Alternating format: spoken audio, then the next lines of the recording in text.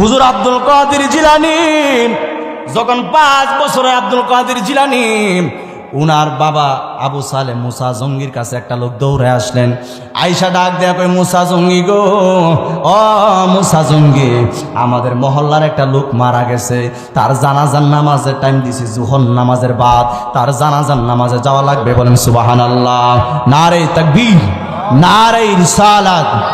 বিশ্বলি খাজা বাবা ফরিদপুরি হযরত মাওলানা মুফতি মাশরুকুর রহমান জালালী সাহেবের আগমন। এই জন্য আমার যুবক ভাইরাম, ওই মুহূর্তে যখন ওই আব্দুল কাদের জিলানী আব্বার কাছে দৌড়ে আসলেন, আয়েশা ডাক দেয়া কই, ও আবু সালেহ মুসা জঙ্গি হুজুর, আমাদের মহল্লার মধ্যে একটা লোক মারা গেছে, তার জানাজার নামাজ পড়ানো লাগবে। ও হুজুর, তার জানাজার নামাজের টাইমটা দিলাম জোহর নামাজের বাদ, বড় করে বলুন সুবহানাল্লাহ। যেই মাত্র গেছে 5 বছর আব্দুল কাদের জিলানীর কানের মধ্যে কথাটা চইলা গেছে। 5 বছর আব্দুল কাদের জিলানী ডাক দেয়া কয়, আব্বা, ও আব্বা, জীবনে কোনোদিন জানাজার নামাজ কি জিনিস দেখিও নাই, শুনিও নাই, তবে আজকে আমি জানাজার নামাজে যাইতাম। আব্দুল কাদের জিলানীর আব্বা জান ডাক দেয়া কয়, না না না, তোমারে নেওয়া যাবে না, কারণ তুমি পাগলামি করবা। যেই মাত্র এই কথা বলছে, ছোট মানুষ, 5 বছরের বাচ্চা তো, মার কাছে কান্দা কান্দা দৌড়ে গেছে। ডাক দেয়া কই, মা গো মা, ও আম্মা গো, আব্বারে কইছি আমার জানাজার নামাজে নিয়ে যাইতো। আব্বা বলে আমার জানাজার নামাজে নিব না।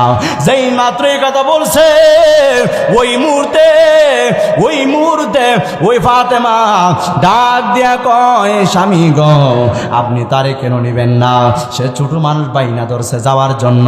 উম্মুল খায়ের মা ফাতেমা ডাক দিয়া কয়, স্বামী আমার, তারে নিয়ে যান। যেই মাত্র এই কথা বলছে, সাথে সাথে নিয়ে গেছে। ওই মুহূর্তে যেই মাত্র তাইরা দিছে, তারে জানাজার মাঠে নিয়ে যাইব। এখন জোহর নামাজ পড়ব। জোহর নামাজের মধ্যে যখন দাঁড়াইছে, সন্তান রে বারান্দায় রাইখা গেছে, কারণ সন্তান বেয়াদবি করতে পারে। নামাজ শেষ করে আয়েশা দেখে কি জানেননি, ওই সন্তান বেশি অংশ মুসল্লির জুতাগুলা পানির মধ্যে ফালাইয়া দিছে। সুবহানাল্লাহ কোন? এখন পানির মধ্যে ফালাই দিছে, কারণ কি? জিজ্ঞাসা করলো, তুমি পানির মধ্যে জুতা কেন ফালাইলা? ওই মুহূর্তে আব্দুল কাদের জিলানী ডাক দিয়ে কয়, আব্বা, আমি ফালাইছি তার কারণ কি জানেননি? সামনের কাতারে 15 জন, পিছনের কাতারে 15 জন, আমি তাকায়া দেখছি গো, সামনের কাতারে যে 15 জন দাঁড়াইছে সবই জাহান্নামী। সুবহানাল্লাহ কোন? কেমন অলি? ওই মাদার জাতুলি মার ফের থেকে অলি হয়ে আইছে। যেই মাত্র এই কথা বলছে, তখন বাবা ওই আবু সালেহ মুসা জঙ্গি তো সিটতে গেছে গা। এবার কি করবো, যাক কিছু না কয়ে জানাজার মাঠে নিছে। জানাজার মাঠে নিয়ে যেই মাত্র জানাজার নামাজ শুরু করব, ওই মুহূর্তে যায় কানে কানে কয়, আব্বা, জানাজার নামাজ কি মুর্দার না জিন্দা? সুবহানাল্লাহ। যেই মাত্র বলছে, ওই মুহূর্তে আবু সালেহ মুসা জঙ্গি ডাক দে কই, সন্তান, পাগলামি কইরো না, পাগলামি কইরো না। জানাজার নামাজ জিন্দা মানুষের হয় না, জানাজা মুর্দার হয়। যেই মাত্র এই কথা বলছে, ডাক দেয়া কয়, আব্বা, যার জানাজা পড়তে আইছেন এত মুর্দা না, এ জিন্দা। এখন কিভাবে জিন্দা? কথা বলে নাই। তারা জানাজার মাঠে নিয়ে আসলো, কথা বলে নাই। এখনো সে কথা বলে নাই, সে কিভাবে জিন্দা। এবার কো, আব্বা দাঁড়াও, খেলা দেখাইতাছি।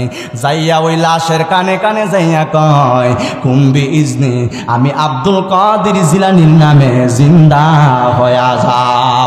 আল্লাহু আকবার কোন? এখন আব্দুল কাদের, শেষ করে দিচ্ছি, এখন আব্দুল কাদের জিলানীর নাম লইয়া জিন্দা করছে। এখন তার কারণ কি আল্লাহর নাম নিছে না? না, কারণ উলি আল্লাহর নাম নেওয়া লাগে না। কারণ তারা যখন আল্লাহর বান্দা থেকে যখন আল্লাহর বন্ধু হয়ে যায়, তাদের বডিটা আমার আল্লাহর বডি হয়ে যায়, তাদের জবান আমার আল্লাহর জবান হয়ে যায়। কথা কোন ঠিক কিনা? এবার যে মাত্র মারছে পুত্র একটা চোর, মাইরা দৌড়ানি তুলছে, বাবা যায় একটা গুরুস্থান, বড় একটা গুরুস্থানে ঢুকে গেছে একটা কবরের ভিতরে। ঢুকছে বাদে এখন বাইরে বাড়িতাম না, তুমি যদি মারো কয়, আচ্ছা ঠিক আছে বাড়িতেছি। যে কবরে ঢুকছে, ওই কবরে একটা মুর্দা আছেন, ইডার লইয়া উঠছে জিন্দা কইয়া। কারণ কি? বাবা, একটা চোর দিছ, একটা জিন্দা বানাইছি, আর একটা চোর যদি দিবা, এই বাগদাদের জমিনে আর কোনো মুর্দা রাখবো না, সবদিকে জিন্দা বানায় ফেলবো। বলেন আল্লাহু আকবার। কেউ বুঝিতে পারে না রে ওলি আল্লাহর খেলা, আমার খাজা বাবার খেলা। আর জোর করিয়া বুঝতে গেলে তার গটে মরণ জ্বালা, কেউ বুঝিতে পারে না রে পীর মুর্শিদের খেলা, আমার ওলি আল্লাহর খেলা। জোরে কোন বাজান আল্লাহু আকবার।